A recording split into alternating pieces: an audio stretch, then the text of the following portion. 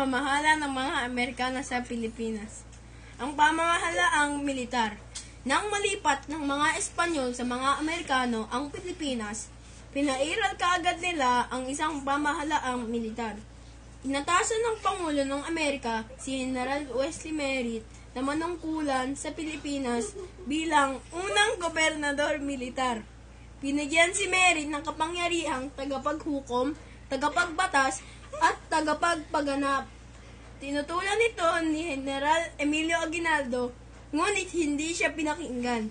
Ipinagpatuloy ng mga Pilipino ang pagtatag ng unang republika ng Pilipinas. Ngunit hindi rin naman ito kinilala ng Amerika, kaya nagkaroon ng digmaan. Hello, Mr. President. General Wesley Merritt, why did you call me? What would you want me to do, Mr. President? To make the military government in the Philippines.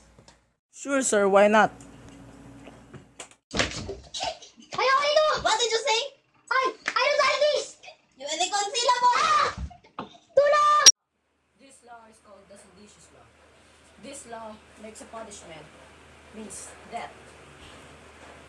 Like, example, come here, you're irreconcilable. And you're gonna die!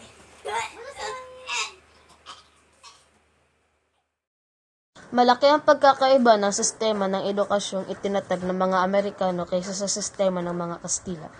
Marami ang nakapag-aral dahil sa libre na ang pagpapasok sa mga paaralang pampubliko. Hindi gaya noong panahon ng mga Kastila na ang mga nakapag-aral lamang ay ang mga may kaya. Ang mga universidad na itinatag ng mga Amerikano ay ang mga University of the Philippines na itinatag noong 1908, Centro Escolar de Señoritas na itinatag noong 1907, Philippine Women's University na itinatag noong 1919, National University na itinatag noong 90.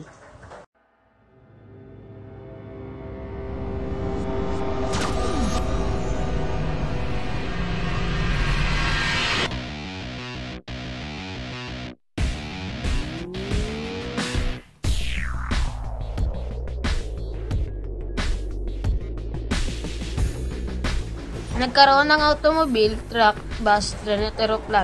Nagsimula ang pangkomersyong paglalakbay sa himpapawid ng Pilipinas noong 1930. Ang biyahe nito ay mula Maynila patungong Baguio at Paracay.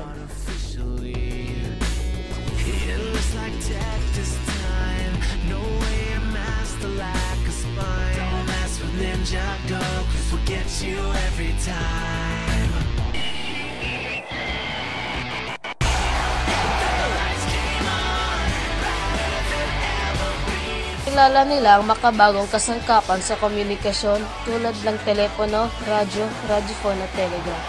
Naging maunlad din ang serbisyo ng Koreo ng Pilipinas. Nagtatag ang mga Amerikano ng tanggapang pang-Koreo sa munisipal.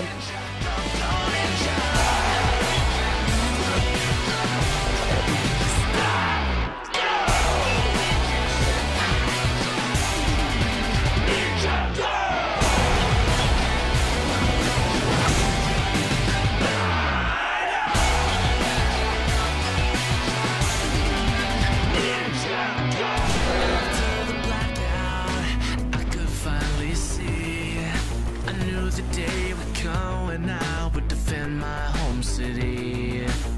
It looks like now's the time that we should stand up for the fight. This blackout's over and I'm ready for